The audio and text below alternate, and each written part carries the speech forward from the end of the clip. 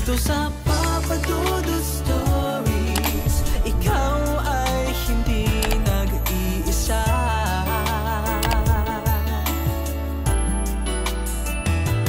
Dito sa Papa Dudut Stories, may nagmamahal sa'yo.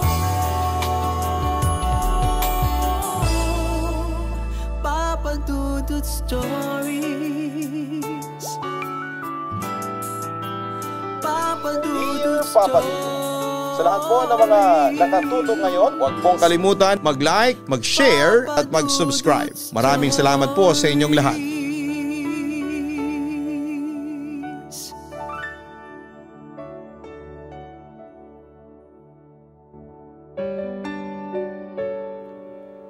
Ang pagkawala ng mahal natin sa buhay ay nag-iiwan ng malalim na sugat sa ating mga puso. Pero ito rin ang umuhubog sa atin upang maging kung sino tayo dapat na maging.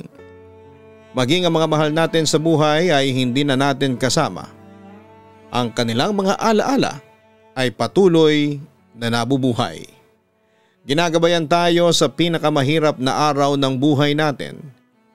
Hindi madali ang buhay, pero sa lakas na nakukuha natin mula sa kalungkutan, doon natin matutuklasan ang tibay na magpapatuloy sa atin para mabuhay. Dear Papa Dudut, ako po si Janica at isinulat ko ang liham na ito dahil pakiramdam ko ay kailangan kong gawin ito. Hindi ako masyadong sanay magsulat pero iba ito. Kailangan ko, Papa Dudut, na gawin at ibahagi ang aking kwento. Baka just maybe ay makatulong ito para maintindihan ko ang lahat at sana'y maka-inspire din ang aking storya ngayong gabi. Sa totoo lang ay may bigat sa aking dibdib habang sinusulat ko ito. Isang bigat na matagal ko nang dinadala. Hindi lang ito tungkol sa kalungkutan mula sa pagkawala ng mahal ko sa buhay. Nandyan din ang takot at hinagpis at ang kalungkutan na sumusunod dito. Pakiramdam ko kasi minsan ang buhay ko ay itinakda para palaging magdalamhati. Bawat beses na akala ko ay natagpuan ko na ang kaligayahan. Bawat beses na sinubukan kong buksan ang puso ko sa isang tao ay kinukuha sila mula sa akin. Masyado silang mabilis ang lahat at masyadong masakit ang mga pangyayari. Para bang may sumpa ako sa katawan ko. Para bang may mali sa akin na nagiging dahilan kung bakit ang mga mahal ko sa buhay ay nawawala sa mundong ito. Siguro ay magsisimula ako sa simula, Papa Dudut. 7 taong gulang ako nang unang maramdaman ko ang sakit ng mawala ng mahal sa buhay. Hindi ito mula sa pagkamatay ng isang lolo o lola o isang dalaga. Hindi. Ito ay mula sa pagkamatay ng pinakamatalik kong kaibigan. Ang pangalan niya ay Emily. Magkasama kaming lumaki sa isang maliit na bayan kung saan lahat ng tao ay magkakakilala. At ang tag-init ay para bang walang katapusan dahil malapit kami sa dagat. Puno ng mga araw na ginugugol namin sa pagtakbo sa mga parang. Paglangoy sa dagat at pagpapalitan ng mga lihim sa ilalim ng mga bituin. Siya ang aking kapatid sa lahat ng bagay maliban sa dugo at mahal na mahal ko siya nang higit pa sa kaya kong ipaliwanag. Ngunit noong 7 taong gulang ako, na-diagnose si Emily ng isang bihirang klase ng leukemia. Isang araw naglalaro kami ng piko sa kalsada, nagtatawanan na parang hindi titigil ang araw. At kinabukasan noon ay nasa hospital bed na siya. May mga tubo at karayom sa kanyang mahina at maliit na katawan. Naalala ko pa ang pagbisita ko sa kanya sa huling pagkakataon. Ang liit na niya.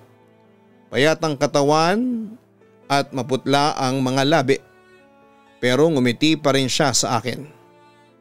Yung parehong ngiti na nagpapasaya sa mundo ko. Sinabi niya sa akin na magiging okay siya, nagagaling siya at makakapaglaro kaming muli.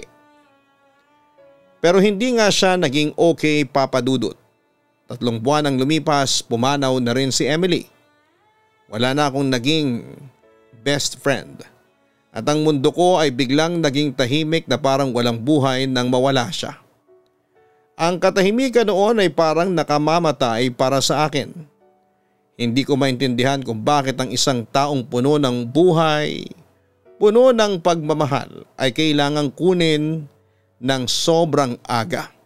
Yon ang sugat sa dibdib ko na sobrang hirap pagalingin noon. Sa murang isipan ko ay tumatak sa akin na iiwan ako ng mga taong espesyal sa buhay ko. Kaya dapat na palagi na lang akong mag-isa para hindi ako masaktan at umiyak. Matagal bago ko muling binuksan ang puso ko matapos mawala ang best friend ko. Nag-focus ako sa pag-aaral at paggawa ng mga project. May mga kaibigan ako pero wala na akong sino man na naging best friend.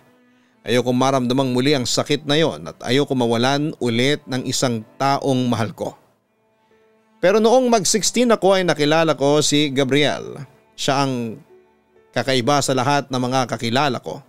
Sobrang bait, sobrang pasensyoso at may mga sugat din sa sariling kwento ng buhay na gusto niyang ibahagi sa akin. Naunawaan ni Gabriel ang tahimik kong kalungkutan at sa isang paraan ay ginamot niya ang mga parte ng aking pagkatao na akala ko ay hindi na kayang pagalingin ng sinuman. Nagmahalan kaming dalawa, sa tingin ko noon ay panandalian akong naniwala na kaya ko na palang magkaroon ng normal na buhay at isang masayang buhay. Pero hindi ganoon ang takbo ng buhay para sa akin. Isang araw nang umulan ay naaksidente si Gabriel, Papa Dudut. Hindi ko malilimutan ang tawag na yon. Ang tunog ng telepono, ang puso ko na parang tatalsik sa lalamunan ko nang sagutin ko yon. Hindi ko na masyadong matandaan ang mga sinabi sa kabilang linya, tanging ang salitang aksidente, pangalan ni Gabriel at ang matinding katahimikan pagkatapos noon. Agad akong pumunta sa ospital habang ang puso ko ay parang lalabas na mula sa dibdib ko. Pero naging huli na ako. Wala na si Gabriel. Nawala na siya. Nang hindi ko man lang naisip na pwede palang mangyari yon. Pwedeng maiwan ulit ako ng taong mahal ko. Hindi ako napaiyak ng oras na yon at parang wala na kasi akong mailuluha pa. Ang nasa isip ko noon, ano pa ang silbi ng pag-iyak kung wala naman itong pagbabago. Sa mga sumunod na taon ay patuloy kong ipinagpatuloy ang buhay ko. Pero parang hindi ko naman talaga tinulungan ang sarili ko. Nagpalipat-lipat ako ng lugar ng trabaho para wala akong masyadong maging kaibigan. May isang malaking butas sa loob ko na parang hindi na mabubuo pa. Isang butas kung saan dati ay nakatambay ang mga mahal ko sa buhay, pero sa tuwing susubukan kong punan yon ay palaging nabubutas, kaya ako nasasaktan. Nagkaroon ako ng ibang karelasyon mula noong mawala si Gabriel, Papa Dudut. May mga naging kaibigan din ako ng mga guro at kaklase ko noong college. Pero madalas na may nangyayaring hindi maganda. Either iniiwan nila ako sa ere o ako ang hindi na namamansin sa kanila. Ewan ko. Hindi ko na rin maintindihan noon ang sarili ko. Ang pagpanaw ni Mama ang sumunod na pinakamasakit na pangyayari sa buhay ko. Siya na lang kasi ang huling tunay kong pamilya. Lagi nariyan siya para sa akin. Kahit na minsan ay pinagtabuyan ko siya. Hindi niya kasi naiintindihan kung bakit hindi ko kayang magmahal ng buo ulit. Kung bakit hindi ko kayang magbukas ng puso ko para sa ibang tao. Dahil sa takot ko na makakunin lang ulit ito sa akin. Hanggang sa maintindihan niya na ang takot na nararamdaman ko noon. Naunawaan niya ako sa paraang walang ibang nakakakita o nakakaunawa sa akin. At isang araw, nawala rin siya sa buhay ko. Naalala ko pa ang araw na yon. Masaya kaming kumakain sa labas nang bigla siyang atakihin sa puso. Mabilis siyang nadala sa ospital pero hindi rin nailigtas ang kanyang buhay. Doon ko na naranasan na naman kung paano ang maiwan, ang masaktan at magluksa dahil sa pagkawala ng taong mahal ko. Marami na akong nawalang mahal sa buhay, mga tao na sila ang lahat sa akin. Mga tao na nagpapagaan at nagpapakulay sa mundo ko. Sobrang nahirapan akong tanggapin ang pagkawala ni mama kasi siya ang araw-araw kong kasama. Para bang kalahati ng mundo ko ay biglang naglaho dahil sa pagkamatay niya. Parang may bahagi ng buhay ko ang hindi na muling makakabangon dahil sa pagkawala niya. Pilit na lamang akong nagpakatatag noon dahil alam ko na ayaw ni mama na nilulunod ko ang sarili ko sa matinding kalungkutan. Hindi ko na rin alam kung ano pa ang naghihintay sa akin.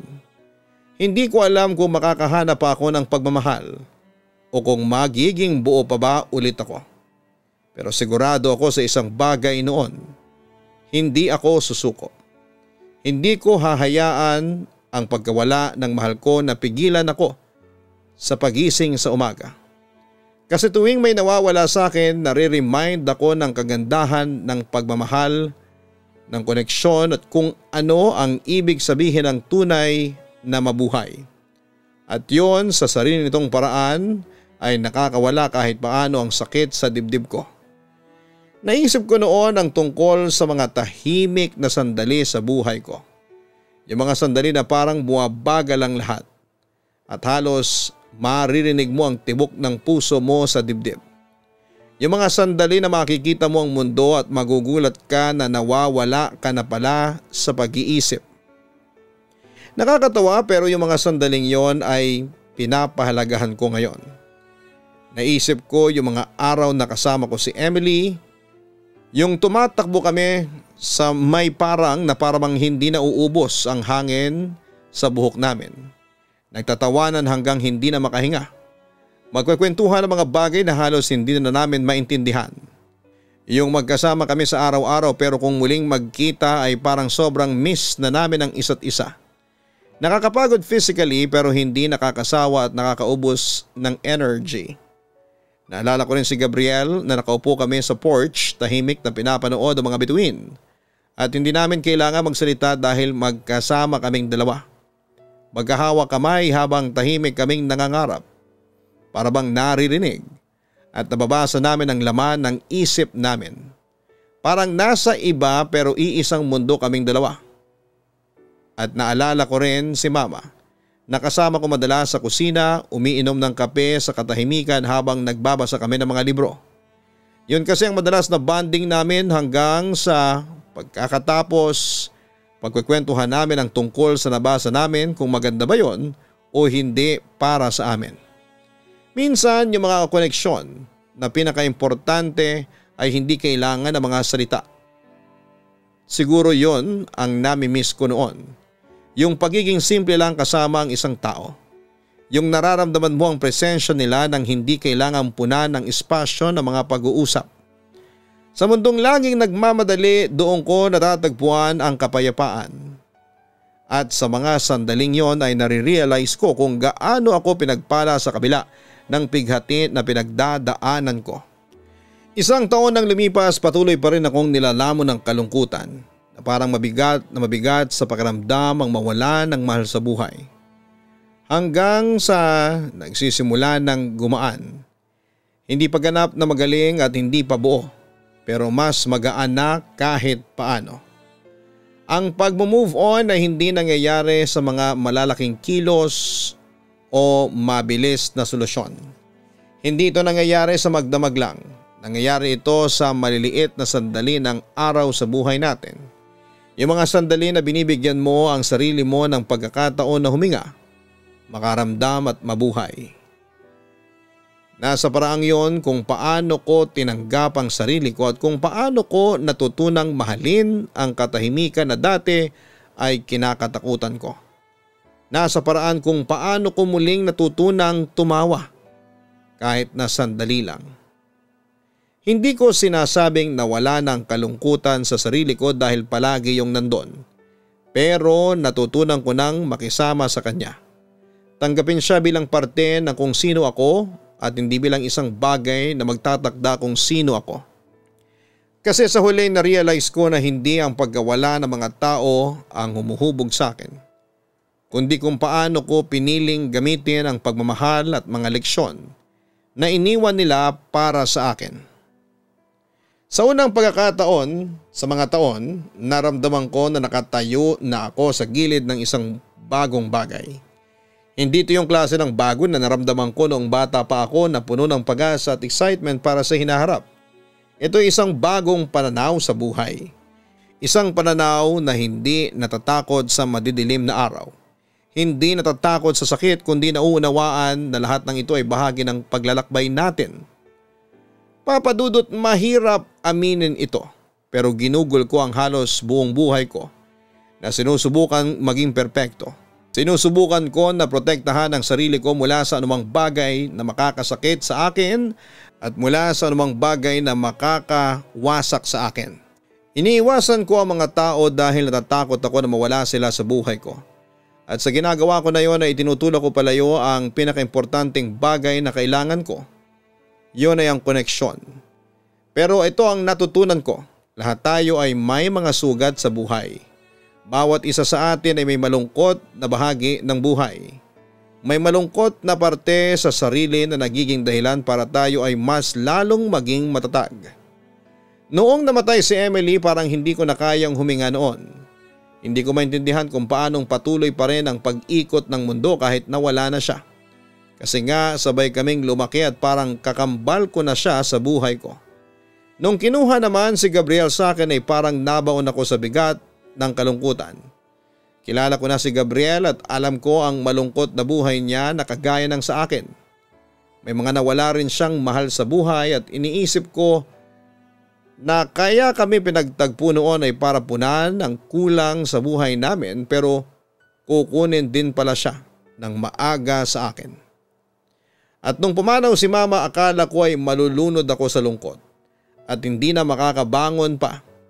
Pero sa bawat pagkakataon na may nawawala sa akin ay natutunan ko pa ring lumangoy at lumayo sa kalungkutan. Hindi naging madali pero sulit naman ang ginagawa kong effort. Naalala ko na gusto kong sabihin kina Emily, Gabriel at Mama na okay na ako. Na natutunan ko nang dalhin sila sa buhay ko kahit nawala na sila. Gusto kong sabihin na hindi ko sila nakakalimutan at hindi ko sila kailanman makakalimutan. At gusto ko ring malaman nila na sinusubukan ko. Sinusubukan kong mabuhay ng gaya ng gusto nilang makita sa akin. May kasiyahan, may goal, at may pagmamahal.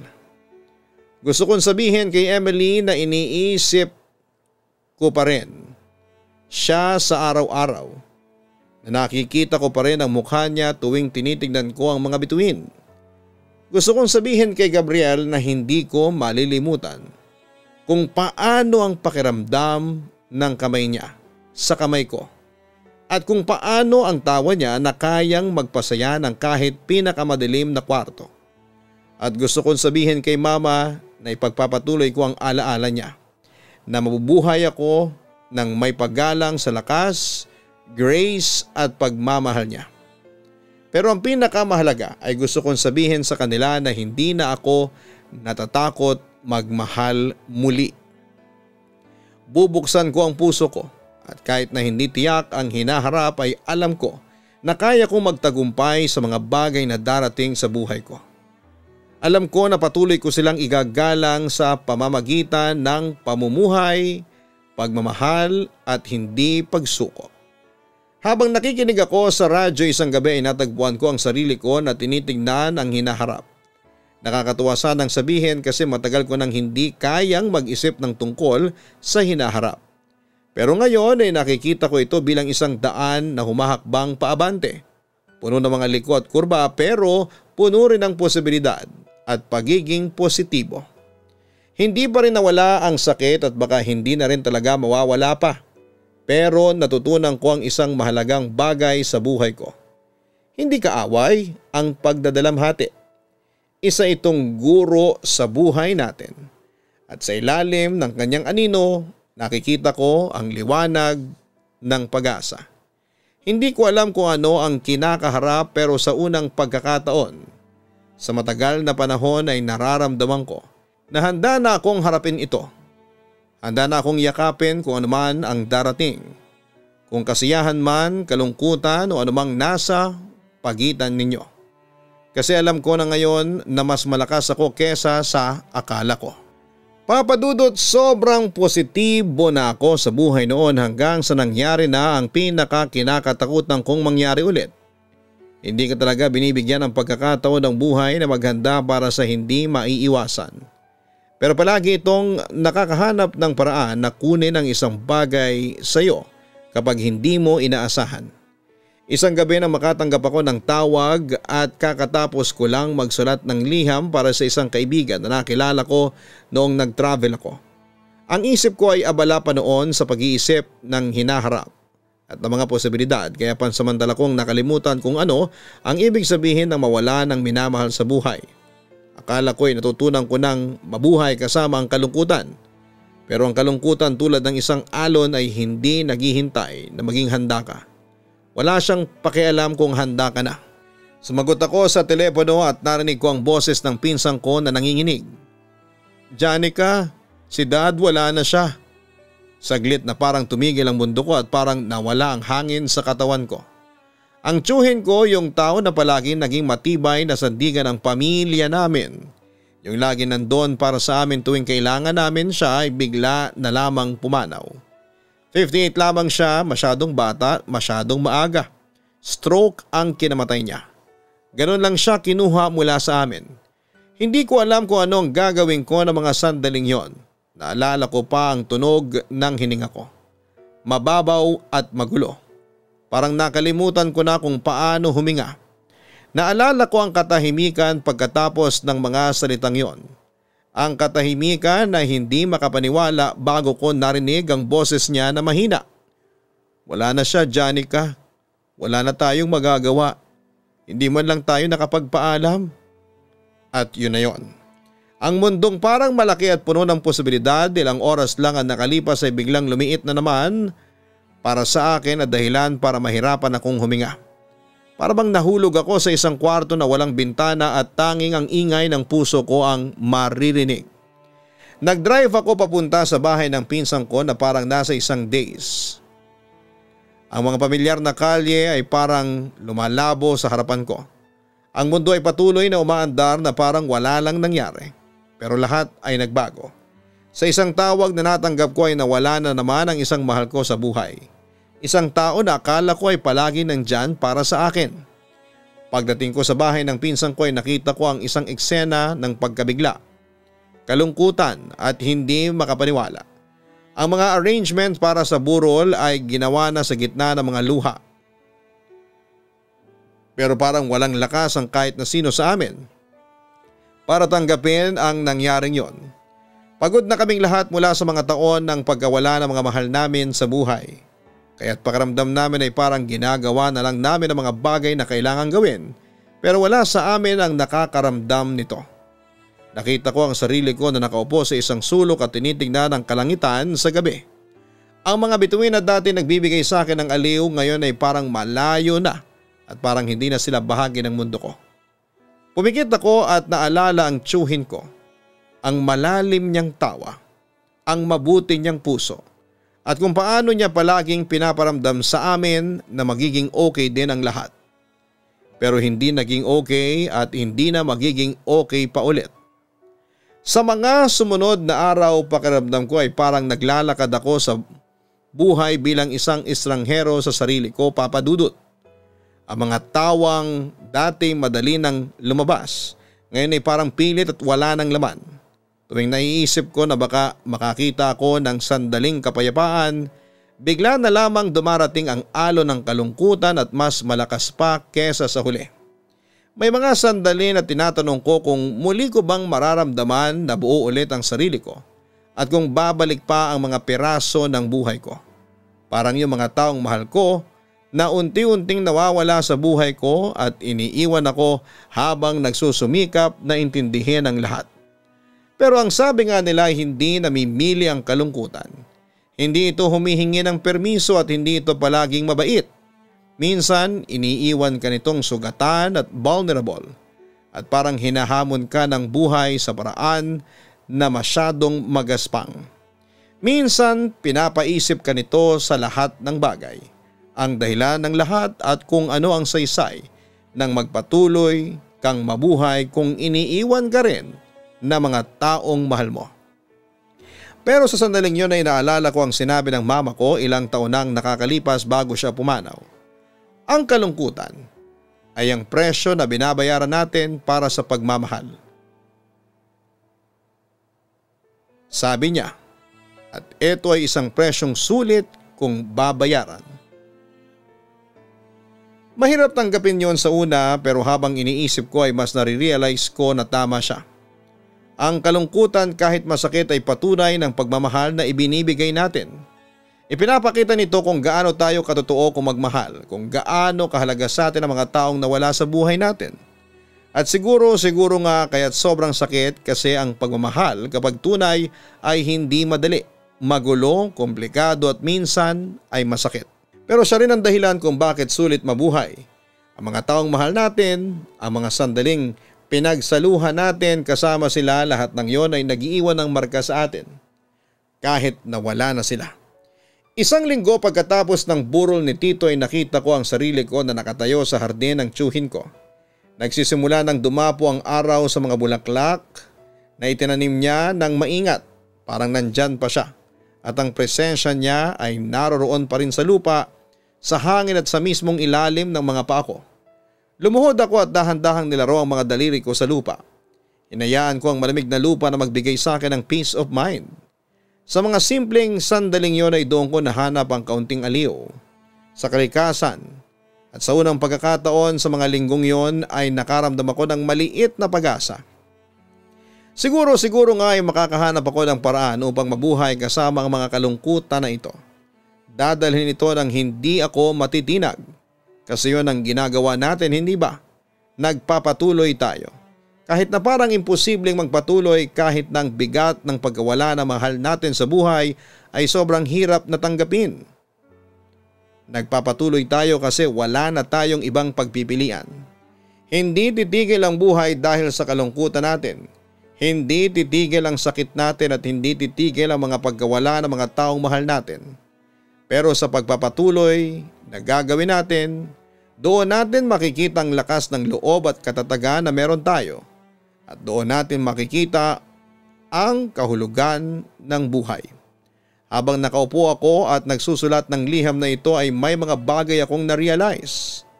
Ang buhay, Papa Dudut, ay hindi talaga madali. Hindi para sa atin lahat ng bagay na gusto natin. Lahat tayo ay may pinagdadaanan. Lahat tayo ay nawalan ng mahal sa buhay at lahat tayo ay may pusong nasaktan. May mga araw noon na sobrang bigat ng lahat ay parang hindi ko na kayang dalhin pa. May mga araw na parang ando na ako sa gilid at handang magbuwal, pero natutunan ko pa rin na hindi tayo bumabagsak ng walang dahilan. Bumabaluktot tayo, oo, nababagsak, pero magiging maayos din tayo. At sa bawat pagkawala ng mahal natin sa buhay, may natututunan tayo. Natututo tayong maging matatag, natututo tayong lumakas, natututo tayong makuha ang karunungan na dumarating mula sa pag-survive sa mga bagyo ng buhay. At makikita natin na kahit pagkatapos ng lahat ng luha, ng lahat ng sakit, ay may saya at ganda pa rin naghihintay sa ating mundo. May pagmamahal pa rin para sa ating sarili. May mga sandali na magpapahinga at magpapasaya sa atin. May pag-asa pa rin na maging masaya tayo. Mas marami na akong nawalang mahal sa buhay kesa sa akala ko. Mga taong minahal ko ng buo at mga taong naging bahagi ng mundo ko. Pero sa kabila ng pagkawala nila ay natutunan kong parangalan ng kanilang alaala. Ang mabuhay para sa kanila. Maging matatag para sa kanila. At kahit na hindi madaling mabuhay, natututunan kong sulitin ang buhay na meron ako ngayon. Kasi tulad ng sinabi ng tiyuhin ko, ang buhay ay hindi nasusukat sa kung ilang beses tayong bumagsak, kundi sa kung ilang beses tayong bumangon para sa sarili natin. Kaya't babangon ako kahit parang imposibleng magpatuloy at magpapatuloy ako at mabubuhay ako. Lubos na gumagalang, Janica. Janica, alam kong mabigat ang pinagdadaanan mo ngayon. At okay lang na maramdaman mong malungkot ka o magluksa dahil ang sakit ng pagkawala ng mahal sa buhay ay hindi madaling maghilom at hindi mo kailangang madaliin ang pagpapagaling. Walang tamang oras para dito. Lahat tayo ay dumadaan sa iba't ibang paraan ng kalungkutan. May mga araw na ang sakit ay parang sobra at may araw na gumagaan kahit na saglit lang. Kaya huwag mong husgahan o pahirapan ang sarili mo. Ang mga alaala na mga nawala sa iyo ay mananatili. Kaya pangalagaan mo ang mga ito sa pamamagitan ng pagpapahalaga sa mga sandaling pinagsamahan ninyo. Huwag kang matakot na maghanap ng kaligayahan kahit na maliit na bagay. At huwag matakot na ngumiti at magmahal ulit. Hanggang sa muli, ako po ang inyong si Papa Dudut. Huwag kalimutan na mag-like, mag-share at mag-subscribe. Hanapin po ang Kaistorya Horror para sa mga nakakatakot na kwento. Sa araw-araw po yan, pwede kayong makinig dyan. At syempre ang Gianna Vlogs para sa aming weekly family vlogs. Maraming salamat po sa inyong lahat.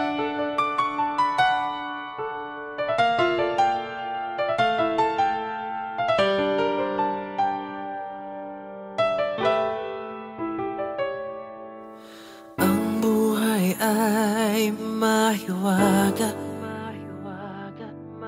laging may lungkot at saya. Sa Papa Dudut Stories, laging may karamay ka.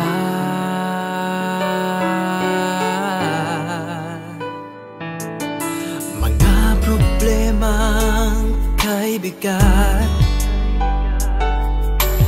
dito ay pakikinggan ka.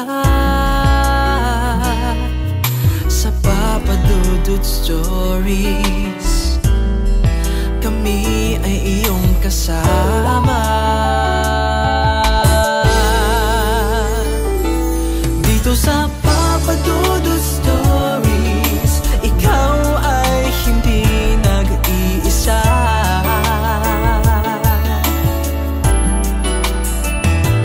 Dito sa Papa Dudut Stories, may nagmamahal sa'yo.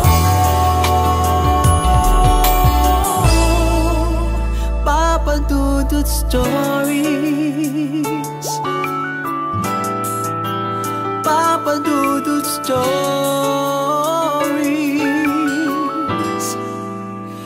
Papa Dudut Stories. Hello mga ka-online, ako po ang inyong si Papa Dudut. Huwag kalimutan na mag-like, mag-share at mag-subscribe. Pindutin ang notification bell para mas maraming video ang mapanood ninyo. Maraming salamat po sa inyong walang sawang pagtitiwala.